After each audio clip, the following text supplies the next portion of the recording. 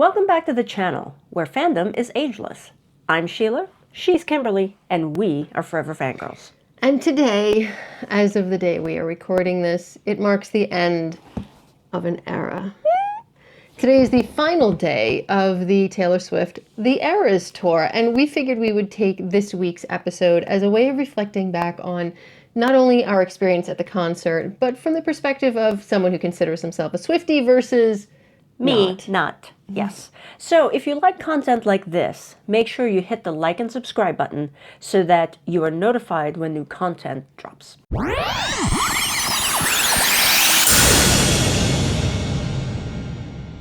So before we jump into our perspective, my wife and I agreed that we kind of needed to add some stats in order to kind of explain how massive this tour really was. So forgive me for reading off my little note sheet, but it's 149 shows, 152 if you include the 3 shows that were canceled in Vienna, 50 cities over 5 continents, 3.5 hours for each show. So that's 525 estimated hours. And that basically equates to performing 24 hours straight for 22 days. Like, how crazy is that? I can't even spend like 2 hours on a treadmill. And that's not even the length of one show. Like, I mean, she's fit. This coming from my wife, who also doesn't like to sit through a baseball game in extra innings because it was taking too long. Yes. But anyway. But neither here nor there. The concert industry publication Polestar estimates that the tour will gross $2 billion in revenue, which is the highest grossing tour in history. $7 billion economic impact in U.S. and Canada alone. Providing significant economic boost to smaller cities during the tour, like I don't know how to pronounce that. That's German. Gelsenkirchen. My wife does it better than I do. I don't know, maybe. And Cardiff. Yes. There is some analysis, though, however, that says that the profits aren't kind of trickling down to the actual people who are working the events, though. Yeah, but, you know, We'll have links to those articles in the description down below. Yeah. All right, so let's start with the Forever Fangirls experience. And we are going to be peppering this video with clips and pics from the event itself. And we definitely wanted to credit Bea and Serena because we're going to be using some of their footage for this.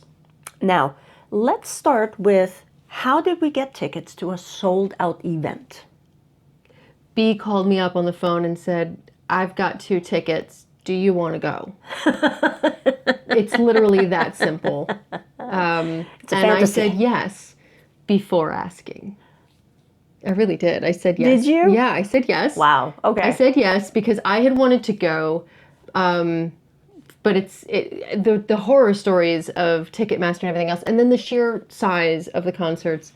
So I had wanted to go, and knowing it was at a baseball stadium, which are notoriously smaller than football stadiums. So after we decided to go, now mind you, the tickets were much cheaper because we got them at face value than the hotel and the flights. Worth it. So we booked the hotel and the flight right away, and we were lucky enough to get a room at the Marriott Toronto Centre Hotel, which is right next to the Rogers Centre. So talk about very, very convenient. Yeah, if we had stayed all weekend, the staff said you could hear the concert in the hotel, so we would have been able to hear it all weekend long anyway. Yeah. But, we didn't watch any movies or live streams. A lot of our friends had already seen it and been watching it on YouTube and whatnot, and TikTok, Instagram, and we just didn't do that. I deliberately tried to stay away from it because I also at one point had known I was going, so I didn't want to be spoiled. Yeah, well, for me, as a non-Swiftie, I actually liked some of Taylor's songs, but I wasn't sure how I would handle the concert because I know that she came out with, additional albums, and there's a lot. Yes, there's a big discography. I understand that, but I'm saying that I hadn't listened to them. I only know a lot of her old stuff from the 1989 album and Red. Wow, it's kind of funny to think of 1989 as old. But I get your point. Right, so I was a little apprehensive. And I was excited and giggly because, again, it was a concert I had wanted to see, but also because, like, Reputation, 1989, the Lover album, those albums mean a lot to me. And I actually have memories of, doing home reno projects, listening to whatever new Taylor Swift album came out, my mom and I bouncing around, dancing and, fixing things. So I have emotional connection to a lot of the music. So I really was very, very excited, but I was, again, apprehensive because of the size. Yeah. So anyway, flash forward to the actual time that we're flying to Toronto, and we were surrounded with Swifties and On the flight. on the flight in the airport. I mean, you saw a lot of people like with friendship bracelets, and they were, dressed in sparkly stuff. I mean, Sparkly stuff. well, they were. I just have to point out that They were bejeweled. yes, they were. They were shimmering. No matter where we've been since, I have seen people all over in Eras Tour merch. So like t-shirts, sweatshirts, whatever. So it's kind of funny that when you actually go somewhere and are there, you then start noticing it even more. But yeah, the moment we landed, it was definitely like walking into Tay-Ronto or Tay-Ronto. Tay-Ronto, and we were just kind of like there in the midst of it. It's Taylor Swift's world, and we were just in it, Yep. And the hotel also had a bracelet making station for Marriott Bonvoy members where Serena and I did make bracelets. I made a Shimmy one because apparently that's our ship name. Yeah. Kimmy and Sheila, it's Shimmy. And Serena actually also made specific friendship bracelets for you, me, B, and for her, obviously. Yes. And it's going to be a moment that we will always share. Yes. And in addition, she also made tons to trade with other Swifties. I mean, it was just the cutest thing with like trading with little girls. It's just adorable. Although it was also adorable with the fathers having like, it's me, hi, I'm the dad, it's me. Those were great shirts. But seeing fathers with their little girls was really a wonderful thing as well. Right. But going beyond the bracelets, they had a chalk one on the ground that said Toronto. The horses had bracelets. The bracelets are everywhere. It was on the side of the hotel, which is now in Vancouver. I really wonder what, I hope like Rock and Roll Hall of Fame or something takes that and puts it somewhere, but it's massive. Yes. Yeah. So, really and truly, it was just this community feel the moment you're off the plane. Right. Which is wild. Yeah. I mean, customs, they're like, why are you here? And I was like, Taylor. And they're like, have it to your time. Go. Yeah, enjoy the concert. Yeah. Yeah, so that day, it was kind of a whirlwind because we were only there really for 3 days, 2 nights. And so we went to dinner, we met up with friends, and then we went to karaoke. So this is actually when I really started to get into, okay, I'm going to a Taylor Swift concert because we were singing songs. We were singing our little hearts out, right? Well, you all were. I was groaning like a dead frog. No, you were not. But it was at the, I'm going to read it, forgive me, it's the Twilight Board Game Cafe and Bar. And we will link their Instagram below. Yeah, so it was a karaoke room, so we got to sing our little hearts out. And I appreciated that because we were singing a lot of Taylor Swift songs, which then introduced me to some of the songs that she did sing at the concert that I'd never heard before. Like All Too Well, which is now one of my favorite songs. She still cries every time she sings it. It's I true, though. do. It's true. I do. Oh my God. I want to get her a red scarf for Christmas just to see what she does. No. Just saying. We're not doing that. Anyway. But the concert was a complete blast, and I have to give credit to Toronto for how they ran it. We went night 1, and the security was beautiful. The lines moved. I mean, when I tell you it felt seamless, it felt seamless. Yes. The energy of the crowd, everybody singing. The excitement. Yeah. Like, everybody was just jumping, and it was infectious, right? You don't sit down for 3.5 hours, and I'm old. Yeah. My knees hurt. I'm not going to deny it, but it was just, there's an energy and this ambiance of just being around all these people where at the very end of All Too Well, they kind of sing a bit of a cappella, and with their voices blending perfectly with the audience, it gives you chills, and I can't explain it, and it's something that does not come across on TV, no matter how much we really like a surround sound, unless you're in the movie theater with people. But even then, I don't know because I didn't see it in theaters. Yeah. It's different, and being at the venue, they will ramp it up, like having merchandise that's like shiny.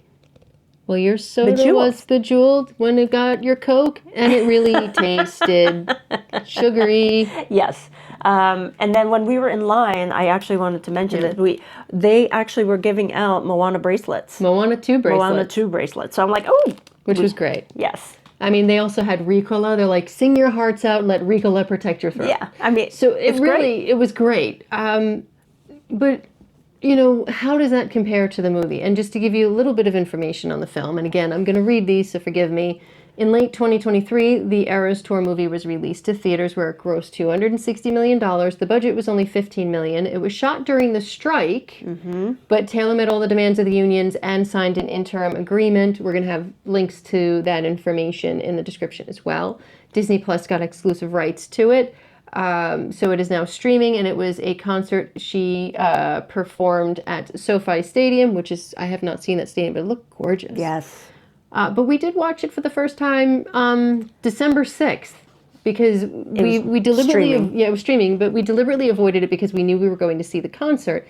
And, I've heard it was amazing in theaters so that everybody was singing along and whatnot. But again, I didn't get to experience that, so I can't compare that aspect. Right. But looking at the movie, it just... It Yeah. felt different. It did feel different, and it's partly, I think, because the set list is different, right? This was Yeah. before Yeah. the Tortured Poets Department. TTPD. Yes, that. That was before all of the music was added into this version that we saw. Yeah. And I think that with the, I can't remember, it's for Folklore and Evermore. So those songs were closer together than they were in the first one. So I thought that It felt like it flowed, yeah. The better. flow of everything seemed... It's fluid, yes. It seemed to be better, but I mean, we could be biased because we saw that live. Yeah. So I feel like that's nitpicky. Probably, but I mean, I do appreciate seeing the close-up angles, Yeah. right? And then just seeing all of that. I also thought it was really cool how they brought the album titles up in the movie, which, I liked. Yes. But yeah, other than that, I mean, the movie's just, we watched a concert at home. That did not stop us from dancing to Lover, because we started that as kind of like this little bit of a tradition at the concert where I was singing to her and danced a little bit. Yeah. So now we are watching live streams and still doing that. Yeah. So what's our verdict? Our verdict, I think it's an amazing show. Yes.